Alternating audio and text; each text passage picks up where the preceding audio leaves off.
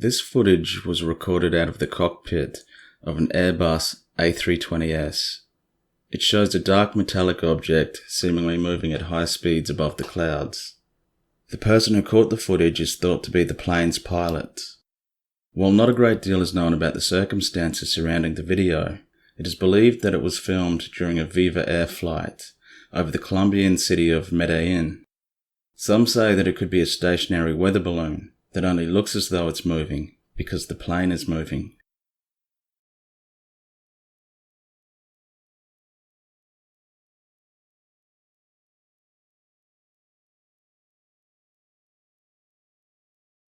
Hello, and welcome to Strange Times number 20.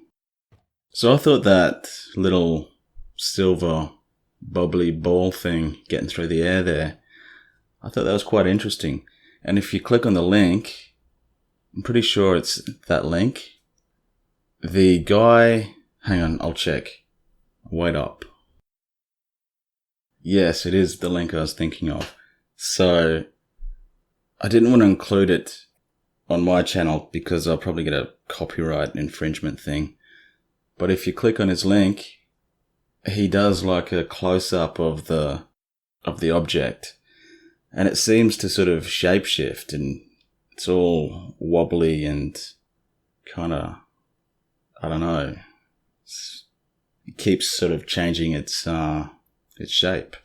So have a look, see what you think. If you're in the mood, you don't have to.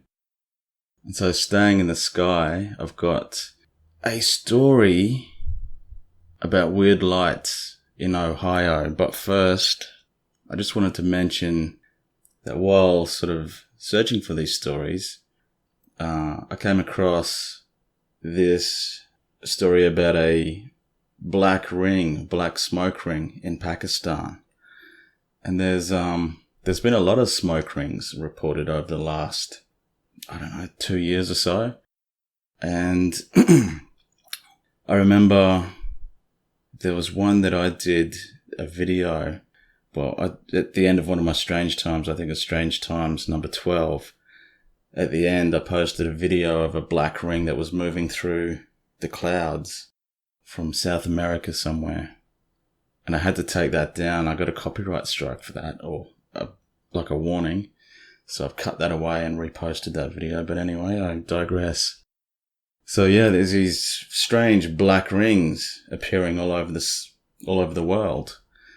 And I know like it's a natural phenomena, smoke rings. But it just seems strange, these black rings, these black vortex sort of, because they hold their form. I'm not saying they're a vortex into like another reality. I'm just saying that smoke ring sort of phenomena is kind of like do they call it a vortex? You know, when you puff smoke rings and stuff. But yeah, it's just a strange sight. And sometimes it's not even near industry or anything like that. It's just a clear day in the middle of the bush, and there's this black smoke ring floating above the people. Could be easily hoaxed, I guess. But anyway, let's get into this story in Ohio in the US. So I'll just put up the video here. This is in the Bethel and Amelia area of Ohio. So Tim Walker posted a video to Facebook at around 7 p.m. last January the 12th that shows a series of strange lights flashing in the sky. Quote, "Anybody else see this tonight? The sky was flashing pink and purple, super bright. Thought it might be lightning, but it's fairly cold, 40 degrees, and there was no thunder." Walker wasn't the only local to experience the eerie light show. Quote, "So many people are posting about it in Bethel and Amelia. I wonder what it was," April Pierce said. "Some people said their power even flickered on and off. One person commented that she saw the lights between Amelia and New Richmond, and that when the power went out in her area, there was the light show, and the floor was vibrating, and there was a humming noise. A Williamsburg resident was driving with his son when they saw the lights. Quote, We were on our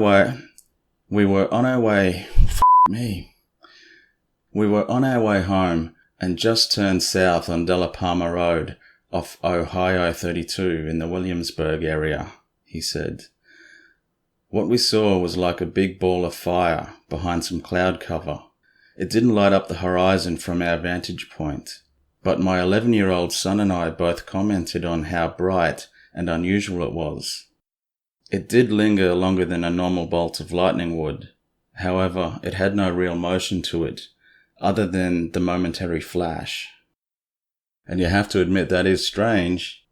I mean, it definitely doesn't look like normal lightning, especially with the colors. But also lightning tends to flash quicker than that. It's more like a light being turned on and off, I think, at least to my mind.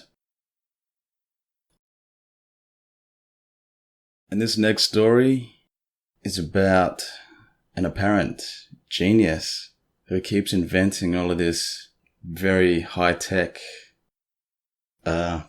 technology, I guess. High-tech technology. High technology? I believe this is originally from the Warzone website, but I got this from Unexplained Mysteries. So let me just quickly read through it. It's kind of interesting. The engineer responsible for various exotic UFO tech patents has spoken to the media for the first time. Back in June 2019, the website had reported that the US Navy had patented a number of out-there technologies based around concepts far in advance of anything that we see used by the military today. Among them was a hybrid aerospace underwater craft, capable of unparalleled maneuverability both in the water and out of it. This is something that happens to sound a lot like the Tic Tac UFO, pursued by pilots during the infamous USS Nimitz incident. Similar patents had also been filed for a high-frequency gravitational wave generator, an electromagnetic force field generator. That sounds pretty cool. And even a craft using an internal mass reduction device. No, a craft using an inertial mass reduction device. And we've been hearing about that sort of thing for ages, basically anti-gravity. And apparently the US military has had that sort of technology in secret for, I don't know, years, 20 years, or so the story goes. Then in October, it was revealed that the same engineer had patented a new type of revolutionary compact nuclear fusion reactor. Often seen as the holy grail of power generation, nuclear fusion is the same process that produces energy in the sun and works by fusing hydrogen nuclei together to create helium. Unlike nuclear fission, which comes with the inherent risk of a meltdown, fusion is much cleaner and safer, and the hydrogen fuel used in the process is so abundant that it is practically limitless. And so going back to this guy who's released all of these patents, the article continues saying, "Now at last, after many months of refusing to respond to questions, the man behind these exotic patents, Salvatore Caesar Pace, has finally responded to emails sent by the Warzone. Dr. Pace is certainly well qualified, having previously served as an aerospace engineer with Naval Air Systems Command, before moving to the Navy's Strategic Systems Programs." Quote, "The fact that my work on the design of a compact fusion reactor was accepted for publication in such a prestigious journal as the IEEE-TPS, I couldn't be bothered looking it up, should speak volumes as to its importance and credibility, and should eliminate, or at least alleviate, all misconceptions you, or any other person, may have in regard to the veracity or possibility of my advanced physics concepts," he wrote. And so, like I said, if these patents are for real, then this guy must be a friggin' genius. Because what's he invented? Apparently, he's invented the hybrid aerospace underwater craft, the Tic Tac, technically. He's invented high-frequency gravitational wave generator. That sounds pretty fancy. He's got a electromagnetic force field generator and anti-gravity, plus a fusion reactor. So I know he hasn't actually built these things, but he's got the patent for the concept for how these things might work. So, you know, he may be a genius or he may be just a bullshitter. So let's move on to some more sort of down to earth, high tech. Artificial vision for the blind. It's been over a decade since artificial retinas first began helping the blind see. But for many people whose blindness originates beyond the retina, the technology falls short. I didn't know that they had artificial retinas, actually. Far out. So this is why new research out of Spain skips the eye entirely and instead sends a signal straight to the brain's visual cortex. Interesting. Amazingly, 15 years after losing her sight, Bernadita Gomez, who suffers from toxic optic neuropathy, used the experimental technology to recognize lights, letters, shapes, people, and even a basic video game sent directly to her brain via an implant. The system, developed by Eduardo Fernandez, sounds a bit posh. I'll go with Fernandez. Director of Neuroengineering at the University of Miguel Hernandez, works like this. So the system works like this. A camera embedded in a pair of thick, black-rimmed glasses records Gomez's field of view and sends it to a computer. The computer translates the data into electrical impulses the brain can read and forwards it to a brain implant by way of a cable plugged into a port in the skull. So she's got like a little USB port on the side of her head or something. The implant stimulates neurons in Gomez's visual cortex, which her brain interprets as incoming sensory information. Gomez perceives a low-resolution depiction of her surroundings in the form of yellow dots and shapes called phosphenes, which she's learned to interpret as objects in the world around her. It's early days, and there are, of course, many drawbacks which need to be sorted. Oh, that's my own words there. No wonder it sounds so sloppy. For instance, the electrodes damage surrounding brain tissue. Scarring renders them useless all too quickly. So it scars your brain. So this technique scars your neurons, your brain cells. No thanks. And they only interact with a handful of neurons as well, these implanted chips. The ideal device would be wireless. It would last decades in the brain, which would then limit the number of surgeries needed, and it would also offer greater precision and resolution. Fernandez believes his implant can be modified to last decades, and while the current maximum resolution is only 10 by 10 pixels, he envisions one day implanting as many as 6 on each side of the brain to deliver a resolution of at least 60 by 60 pixels. But if you're doing 6 on each side of the brain, and these things kill and scar your brain cells, and you've got to get constant surgery to replace them, this does not seem like an effective solution to the problem of blindness. It's too messy, too much work, too expensive, too dangerous. So just quickly, I'll finish this. Fernandez's technology may already be obsolete because Elon Musk's company, Neuralink, is developing soft, thread-like electrodes that are deftly laced into the brain tissue by a robot.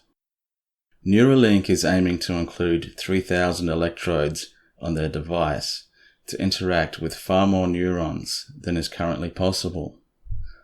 Other tech companies are considering even more advanced techniques that are likely to come in the future, which do away with electrodes altogether, instead using light or chemicals to control gene-edited neurons.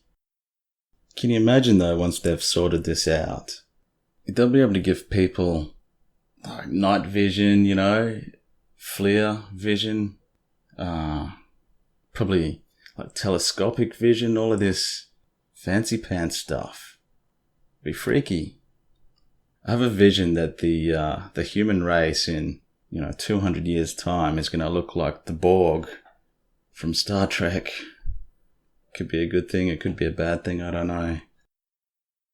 And here we have just one more story. This is something I've been holding on to for a couple of years. I didn't quite know how to present it, so I'll just chuck it here. It's not really paranormal. Well, let me rephrase. It's not paranormal at all. But it's this guy who calls himself Calidus. He posted a story in 2013 on Reddit, and he talks about how, because he was born in Roswell in New Mexico, and he talks about the difference between now and then, like since the UFO hype. Anyway, I'll read the story. I'm not explaining this very well at all. I was born in Roswell, New Mexico, and I have family there. My father retired there. My grandfather used to work at the Roswell airfield when the 509th was stationed there. One of my aunts lived in what used to be base housing after the base was turned over to the city. My family used to go back there twice a year to visit my grandparents, or aunts and uncles and cousins, etc. It was a tradition every year until I joined the Air Force in '85. I had never heard of the Roswell UFO crash. It never came up. Roswell to me was a sleepy little town where everyone knew everyone, and Tasty Freeze was fine dining. They still had the docks for unloading your horse-drawn wagons in front of the hardware store on Main Street. One of my underage cousins, he was 17, was caught by the police with beer in his truck, and they made him empty it out one by one on the main street. When I went back to visit again in the mid-90s, everything had gone UFO crazy. I counted several crashed UFOs in the sides of various buildings and restaurants.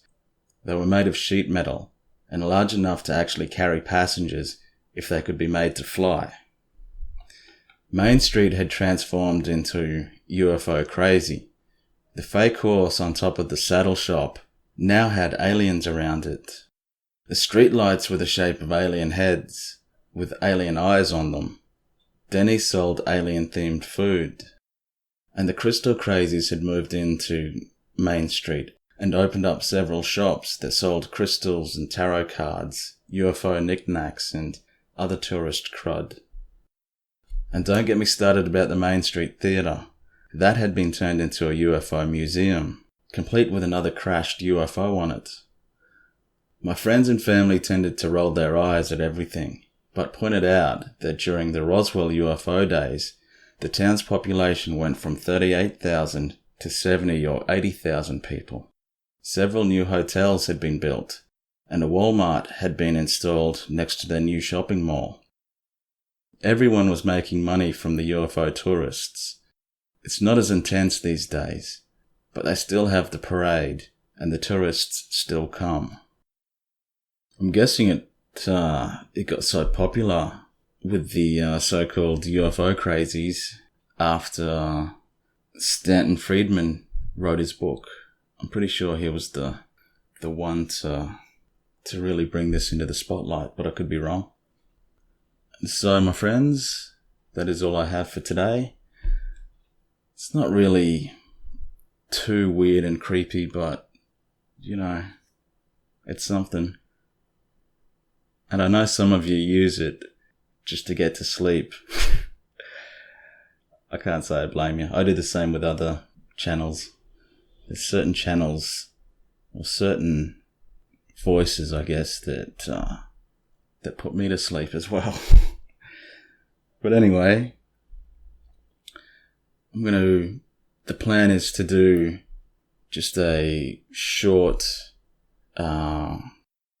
video of random paranormal stories, kind of like I used to do when I first started. And so I'm going to chuck that up there. Who knows when. I've got a new job, so I've got to balance my time. And so I'll see you guys again next time. Sweet dreams.